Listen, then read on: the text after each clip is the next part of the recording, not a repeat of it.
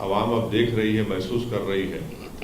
जैसा कि प्रधानमंत्री नरेंद्र मोदी ने 2014 में कहा था कि हम 2 करोड़ नौकरियां देंगे 1 साल में, अब जाकर वो उन्होंने कह दिया कि 2024 तक हम 10 लाख नौकरी देंगे, यानी हर साल 5 लाख देंगे। फिर जिसको आप रेवड़ी कहते हैं वो तो सब लोग कर रहे हैं, प्रधानमंत्री करते हैं, कॉर्पोरेट टैक्स माफ़ हो जाता है बड़े बड़े इंडस्ट्रियलिस्ट का, बैंक में उनका लोन जो है वो वेव हो जाता है। प्रॉब्लम ये है, अब रहा सवाल कांग्रेस का।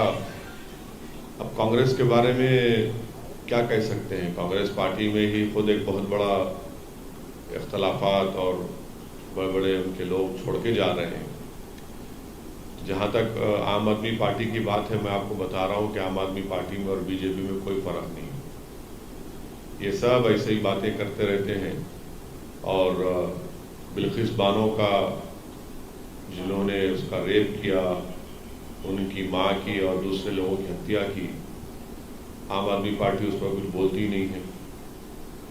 तो ये सब इस तरह की चीज़ें होती हैं चुनाव से पहले, मगर इनको समझना चाहिए कि जनता बहुत होशियार हो चुकी है, समझ चुकी है इन बातों को, और वो अपने वोट का इस्तेमाल सही तरीके से करने वाली है। जितना ये वादे करते जा रहे हैं, लोग इतना ज़्यादा इनको देख रहे हैं कि भाई ये लोग फिर से वही पुरानी आदत पे आ चुके हैं। ठीक है, अब आप भी देखेंगे चुनाव में गुजरात के जनता अपना फैसला अच्छा तरीके से सुनाएगी। कंपटीशन जो है ना, कंपटीशन ये हो रहा है कि नरेंद्र मोदी से बड़ा हिंदुत्व की आइडियोलॉजी में चलने वाले कौन है। कंपटीशन ये नहीं हो रहा है कि जो मुल्क में, देश में जो बर्निंग मसाइल हैं उस पर कोई बातचीत करे, चाहे वो महंगाई हो, रोज़गार का मसला हो, शिक्षा का मसला हो, हेल्थ के इश्यूज हो। तो ये ऐसा है कि बस एक एजेंडा सेट होता है और फिर उसमें ये लोग सब अपना रोल अदा करते हैं। 2024 के लिए नीतीश कुमार का आप नाम लेते हैं, मगर जब गुजरात में जो प्रोग्राम हुआ था 2002 में, उस वक्त तो नीतीश भाजपा के साथ थे। फिर वो बीजेपी के साथ मिलकर बिहार में सरकार बनाए। 2015 में छोड़ दिए, 17 में फिर भाजपा के साथ आ गए,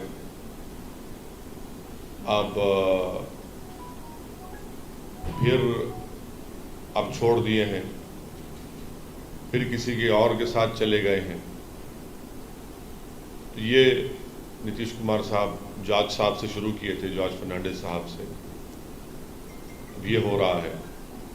और कल बिहार में किसी एक जगह पर दंगा हुआ, गड़बड़ हुई, तो एक 8 साल के मुस्लिम बच्चे को अरेस्ट कर लिए, और एक बीमार जो ऑपरेशन हुआ घर में पड़ा हुआ है उसको भी उठाकर लेकर चले गए। तो 24 से पहले जो लोग कोशिश कर रहे हैं, कोशिश करिए, मगर मेरा मानना ये है कि अगर आप चेहरों से मुकाबला करेंगे नरेंद्र मोदी का, तो फिर भाजपा को फ़ायदा हो सकता है।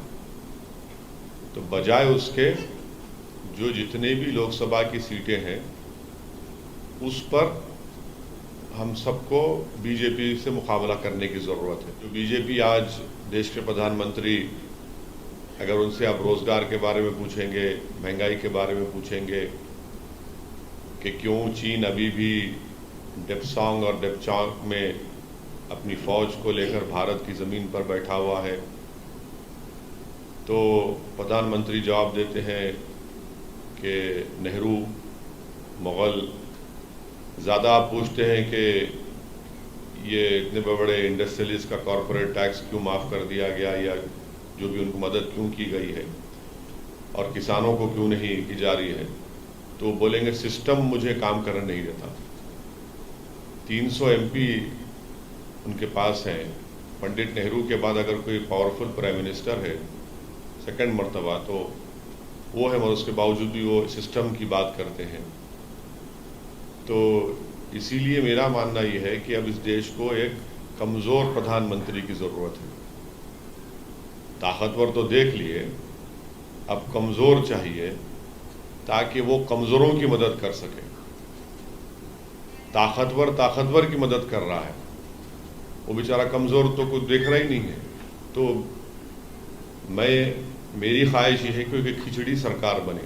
मगर एक बात तो आपको मानना पड़ेगा कि जीडीपी का ग्रोथ रेट 8-9% था, अब हमारा 3-4% पे आ चुका है। अब बीजेपी से आप बोलेंगे तो बोलेंगे नहीं, कोविड आ गया था, फिर यूक्रेन, भाई कोविड से पहले भी हमारा ग्रोथ रेट गिरा हुआ था। तो इसीलिए देखिए, कोई कमज़ोरी बन जाए तो वो देश के कमज़ोरों को मजबूत करेगा। तो कमज़ोरों के लिए ज़रूरी है ये चीज़ 24 का चुनाव बहुत